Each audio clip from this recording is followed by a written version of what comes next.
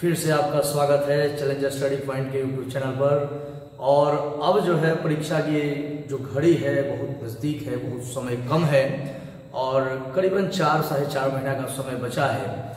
मैं प्रयास कर रहा हूं कि ऑब्जेक्टिव जो पिछले 10 वर्षों में पूछे गए हैं चैप्टर वाइज उसको मैं आप तक पहुंचाऊं। इसमें जो है जैसे फिजिक्स या केमिस्ट्री या बायोलॉजी या मैथ हुआ, तो फिजिक्स का जैसे प्रवर्तन से पिछले 10 वर्षों में कितने क्वेश्चन पूछे गए हैं उसका संकलन करके मैं लाया हूं और उसी को मैं पढ़ाऊंगा। और ऐसे ही चैप्टर वाइज वैसे प्रश्नों को पढ़ाया जाएगा प्रतिदिन, जो कि बोर्ड परीक्षा में पिछले 10 वर्षों से पूछे जा रहे हैं।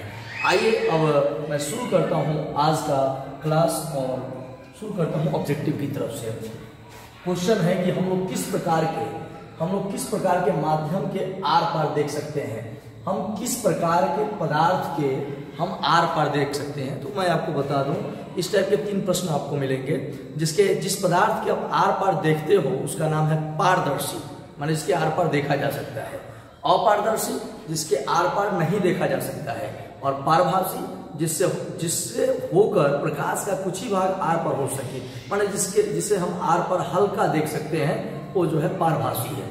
तो आइए हम देखते हैं इसमें क्या आंसर होगा कि कौन जो है इसमें जो है कौन किसके द्वारा आर पार हम देख सकते हैं। तो किसके द्वारा आर पार देख सकते हैं, सही आंसर इसका क्या होगा, पारदर्शी। क्या हो जाएगा, पारदर्शी। ठीक है, चलिए दूसरा क्वेश्चन देखते हैं। वैसी वस्तुएं जो स्वयं के प्रकाश से प्रकाशित होती हैं, तो जो स्वयं प्रकाश उत्सर्जित करती हैं उन वस्तुओं को हम क्या बोलते हैं, प्रदीप्त वस्तु।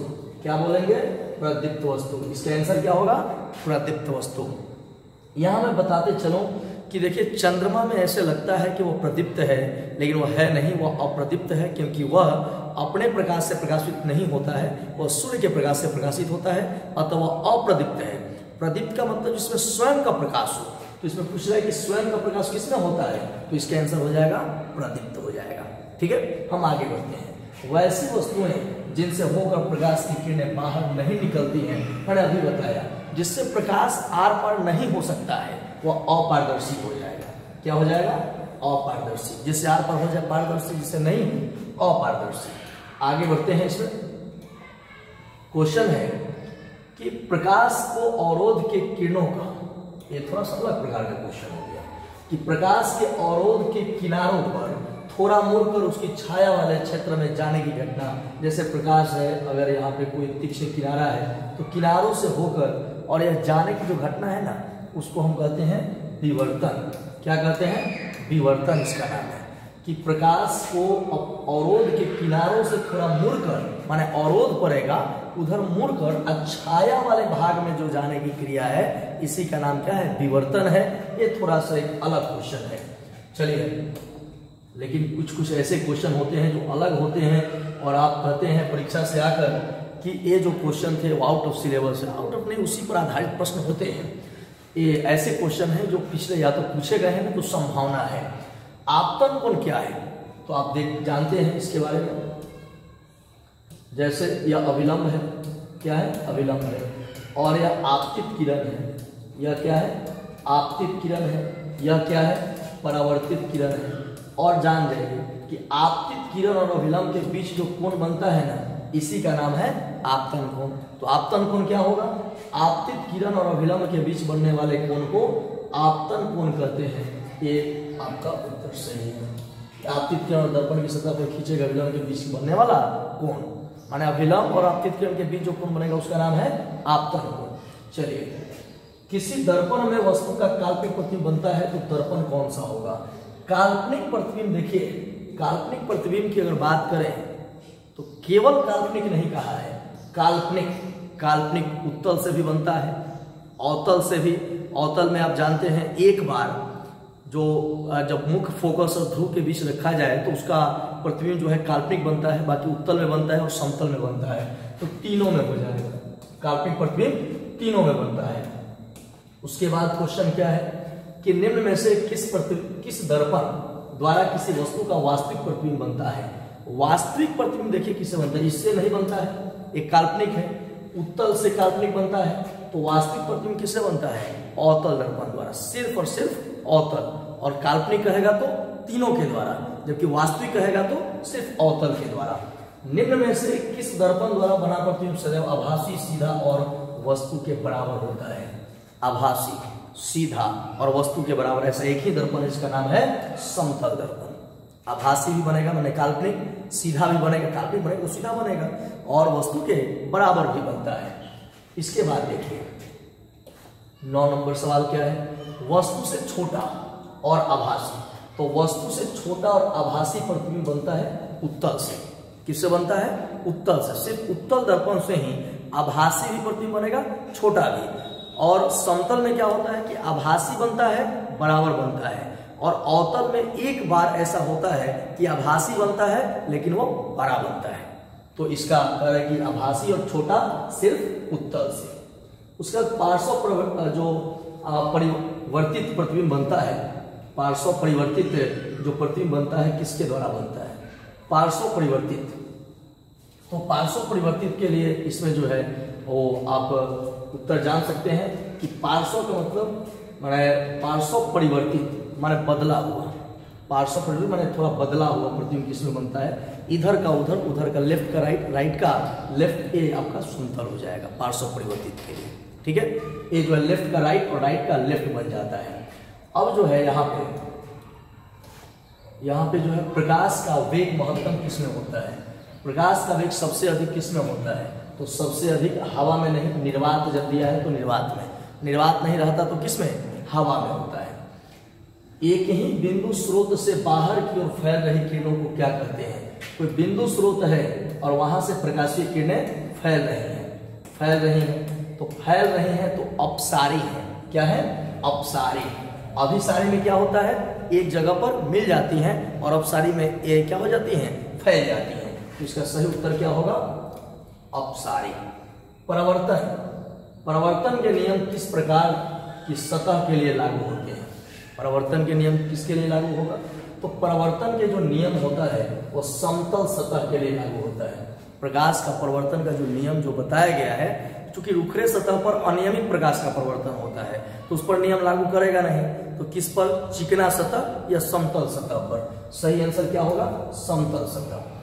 करे यदि आपतित किरण परावर्तक सतह पर लंबवत कोण, लंबवत बनाए कोण, तो बताना है कि आपतन कोण का मान क्या होगा? आपतन कोण अगर मान लीजिए कि ऐसे यह आपतित किरण है, ठीक है, तो ये अभिलंब भी इसी पर होता है, आपतित किरण भी इसी पर है, तो बना हुआ कोण कितना होगा? 0 डिग्री। क्या होगा? 0 डिग्री होता है। क्लियर है? इसके बाद देखिए 15 नंबर सवाल देखते हैं। यदि समतल दर्पण को 30 डिग्री से उसके अक्ष के परितः घुमाया जाता है तो परावर्तित किरण कितना कोण से घूम जाएगा?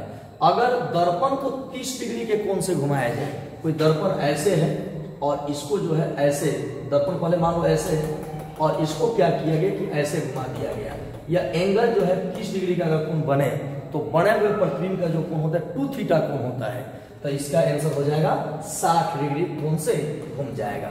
अगर 30 डिग्री से घुमाइएगा, दर्पण 30 डिग्री से घुमाइएगा तो प्रतिबिंब जो है वो 60 डिग्री से घूम जाएगा, 2 थीटा कोण से घूम जाता है। अब देखिए कह रहा है कि एक बिंदु, एक समान बिंदु वस्तु को जो है दो दर्पण, ये 2 समतल दर्पण है, 2 समतल दर्पण है, इसके बीच में कोई बिंदु वस्तु रख दिया गया, ठीक है, तो बनने वाला प्रतिबिंब कितना होगा? तो इन दोनों के द्वारा जो कोण, जो बिंदु बनाए जाएंगे, जो प्रतिबिंब बनाए जाएंगे बिंदु वस्तु का, उसकी संख्या होगी अनंत। कब? जब दोनों समतल दर्पण समानांतर रखे गए हों तब। ठीक है, अब देखिए क्या होता है। समान वस्तु को, यानी एक बिंदु वस्तु को 2 समतल दर्पण के बीच जो है बीच रखा गया हो और एक दूसरे के साथ जो है वह अगर समानांतर हो तो प्रतिबिंबों की कुल संख्या क्या होगी? तो ये जो हो जाएगी वो अनंत हो जाएंगे। चलिए अब है कि कहां पर वस्तु अगर रखा जाए अवतल दर्पण के सामने तो फोकस पर बनेगा। तो अवतल दर्पण के सामने अगर वस्तु को अनंत पर रखा जाए, कहां रखा जाए? अनंत पर रखा जाए, तो उसका प्रतिबिंब जो है बनता है कहां पे? फोकस पर। अनंत पर अगर वस्तु रखोगे तो उसका प्रतिबिंब बनेगा फोकस पर, और यह प्रतिबिंब जो होता है बहुत ही छोटा बनेगा, वास्तविक और उल्टा बनेगा। एक अवतल दर्पण के में किसी वस्तु की स्थिति फोकस और ध्रुव के बीच में हो, तो अगर अवतल में फोकस और ध्रुव के बीच में हो, तो मैंने जिक्र किया था कि अगर अवतल में फोकस और ध्रुव के बीच में अगर वस्तु रखा जाए तो इसका जो प्रतिबिंब होता है, इसका जो प्रतिबिंब है यह जो है वो बनेगा किधर, यह प्रतिबिंब जो है बनेगा ये अनंत पर नहीं, ये दर्पण के पीछे बनेगा, दर्पण के पीछे आभासी बनेगा, सीधा बनेगा, वस्तु से बड़ा बनेगा। तो इसमें क्या है, तो अवतल दर्पण में वस्तु की स्थिति अगर फोकस और ध्रुव के बीच में रखा जाए, अगर यह अवतल दर्पण है इसमें कहाँ रखा जाए, फोकस और ध्रुव के बीच, तो इसका प्रतिबिंब दर्पण के पीछे बनेगा और ये बड़ा बनेगा और सीधा बनेगा, तो ये आभासी और बड़ा बनेगा। क्या आंसर हो जाएगा, आभासी और बड़ा। ठीक है, चलिए 19 नंबर सवाल की तरफ बढ़ते हैं। एक अवतल दर्पण के वक्रता केंद्र पर कोई वस्तु रखा जाए तो उसका प्रतिबिंब, अगर वक्रता केंद्र पर रखिएगा ना तो वक्रता केंद्र पर ही बनता है। अगर आप वक्रता केंद्र पर रखिएगा तो वक्रता केंद्र पर ही बनेगा। अवतल दर्पण के वक्रता केंद्र पर स्थित वस्तु के प्रतिबिंब का आवर्धन क्या होगा। आप जानते हैं कि आवर्धन होता है H2/H1। अगर वक्रता केंद्र पर रखे हो तो प्रतिबिंब वक्रता केंद्र पर बनेगा, और दोनों वस्तु जितना बड़ा बनेगा वो होता है उतना ही बड़ा उसका प्रतिबिंब बनेगा। तो वस्तु की ऊंचाई और प्रतिबिंब की ऊंचाई दोनों बराबर होता है, अतः वक्रता केंद्र पर रखे हुए वस्तु का जो प्रतिबिंब आएगा, जो आवर्धन आएगा वह एक आ रहा है। लेकिन ध्यान रखिएगा अगर वक्रता केंद्र पर रखते हो वस्तु को तो वहीं पे उसका प्रतिबिंब बनेगा, और इधर जितना दूरी नापते हैं सब क्या होता है, माइनस में। तो वस्तु दूरी भी ये जो यहाँ ध्यान देने वाली बात होगी कि यह जो ऊपर की तरफ वस्तु रखा गया प्रतिबिंब बनेगा कहाँ, नीचे की तरफ। तो H2 जो है वो माइनस में और H1 क्या है, प्लस में। तो ऐसी स्थिति में इसका सही आंसर क्या होगा, -1 बनेगा। क्या हो जाएगा, -1। ठीक है, अब दो मायने में इसको, एक तो जितना वस्तु का ऊंचाई है उतना ही प्रतिबिंब का ऊंचाई है, तो आवर्धन तो 1 हो गया। लेकिन अगर वक्रता केंद्र पर अगर वस्तु को रख रहे हो तो उसका प्रतिबिंब वही बनेगा, तो वो बनेगा वास्तविक, और वास्तविक दर्शाता है आवर्धन क्या, ऋणात्मक चिन्ह। तो इसका आंसर हो जाएगा क्या, -1। नेक्स्ट क्वेश्चन है, उत्तल दर्पण द्वारा बना हुआ प्रतिबिंब जो होता है, जो उत्तल दर्पण द्वारा जो प्रतिबिंब बना होता है वो कैसा होता है। तो उत्तल दर्पण द्वारा बना प्रतिबिंब हमेशा सीधा और छोटा होता है, दर्पण के पीछे बनता है। तो सीधा और उल्टा तो होगा नहीं, हमेशा सीधा, उल्टा और वास्तविक ये सब नहीं होगा। ये और उत्तल दर्पण द्वारा सीधा बनेगा, सीधा, तो सीधा और आभासी, यही आंसर हो जाएगा, सीधा और आभासी। मोटर गाड़ी के चालक के सामने कौन सा, मतलब साइड मिरर में कौन सा दर्पण लगा होता है। तो गाड़ी के साइड मिरर में हमेशा कौन सा दर्पण लगा होता है, तो उत्तल दर्पण का उपयोग किया जाता है। उत्तल दर्पण का उपयोग साइड मिरर में किया जाता है। उसके बाद है, एक गोलीय दर्पण द्वारा बने प्रतिबिंब का आवर्धन m ऋणात्मक होता है, कब। तो देखिए ऋणात्मक कब होगा, जो वास्तविक बनेगा तब। वास्तविक बनेगा तो वास्तविक बनेगा तो उल्टा बनेगा, तो वास्तविक बनेगा तो क्या बनेगा, उल्टा बनेगा। तो m अगर ऋणात्मक है तो निश्चित रूप से इसका प्रतिबिंब क्या बन रहा है, उल्टा बन रहा है। मतलब अपना जान जाइए कि आवर्धन अगर m का ऋणात्मक मान की बात किया जाए तो आवर्धन m का ऋणात्मक मान यह बताता है कि बना हुआ प्रतिबिंब वास्तविक है और उल्टा है।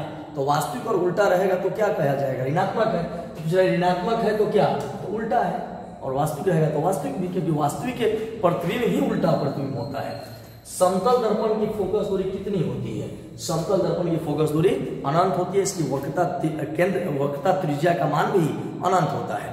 इसका वक्रता त्रिज्या हुआ या फोकस दूरी हुआ, दोनों क्या होता है, अनंत होता है। ये तो आप बहुत बढ़िया जानते होंगे, F = R/2 होता है, जहाँ F फोकस दूरी और R जो है वक्रता त्रिज्या होता है।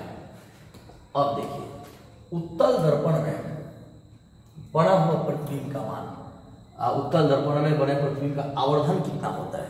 तो उत्तल दर्पण में जो प्रतिबिंब बनता है वो छोटा बनता है, और जब छोटा प्रतिबिंब बनेगा तो आवर्धन क्या होगा, 1 से कम होगा। जैसे आप जानते हो H2/H1 जानते हो, तो ऊपर वाला मान अगर कम हो जाए माने H2 ऊंचाई का मान, प्रतिबिंब की ऊंचाई का मान तो कम होगा उत्तल दर्पण में। उत्तल दर्पण में छोटा बनता है तो प्रतिबिंब की ऊंचाई कम होगा, और नीचे तो ज्यादा है तो कम में ज्यादा से भाग दीजिएगा तो 1 से कम आ जाएगा, इसलिए उत्तल दर्पण का आवर्धन जो होता है वह 1 से कम होता है। उसके बाद क्वेश्चन आपका है कि उत्तल दर्पण में, ये तो आवर्धन हो गया कि 1 से कम होता है, किस दर्पण में हमेशा किसी वस्तु का प्रतिबिंब काल्पनिक और आकार में उससे छोटा बनता है? काल्पनिक और हमेशा छोटा बनता है सिर्फ और सिर्फ उत्तल दर्पण में। क्लियर है? उत्तल दर्पण में जो है वह छोटा बनेगा और काल्पनिक बनेगा। किसी वस्तु का अवतल दर्पण द्वारा बना प्रतिबिंब आभासी, सीधा और बिंब से बड़ा पाया गया। अवतल दर्पण में प्रतिबिंब आभासी, सीधा और बिंब से बड़ा पाया गया, तो यह आभासी तो एक एक कंडीशन में अवतल में होता है, जब मुख्य फोकस और ध्रुव के बीच में हो। तो मुख्य फोकस और ध्रुव के बीच वाला जो स्थिति होगा वही आपका आंसर होना चाहिए। देखिए ऑप्शन में कहा है, हाँ तो यहाँ पे है लास्ट में कि दर्पण के ध्रुव और मुख्य फोकस पर अगर रखा जाए वस्तु को तो उसका प्रतिबिंब जो है बनता है कहाँ? उसका प्रतिबिंब दर्पण के पीछे बनेगा, और यह प्रतिबिंब जो है वो आभासी, सीधा और वस्तु से बड़ा बनेगा। कब? जब अवतल दर्पण के मुख्य फोकस और ध्रुव के बीच में रखा जाए तब। मैं आशा करता हूं कि आपको यह वीडियो बहुत उपयोगी लगा होगा, और यह उपयोगी है भी, क्योंकि इसमें कंसेप्ट के साथ मैंने समझाने का प्रयास किया। मैं वीडियो को लंबा इसलिए नहीं करूंगा, परीक्षा का समय है, एक झटका में केवल देख लीजिएगा। ये लेस देन 10 मिनट का वीडियो मैं बनाऊंगा प्रत्येक दिन, और बस 10 मिनट देखिएगा तो मुझे लगता है उपयोगी प्रश्न आपके क्लियर हो जाएंगे। तो अगर आप को यह उपयोगी लगा है तो अपने दोस्तों में जरूर शेयर करें, और यदि आप नए हैं तो सपोर्ट करने के लिए सब्सक्राइब जरूर करें, और कमेंट करके जरूर बताइए कि आपके लिए और मैं बेहतर क्या कर सकता हूं। ठीक है, मिलते हैं अगले वीडियो में, तब तक के लिए दीजिए इजाजत। धन्यवाद।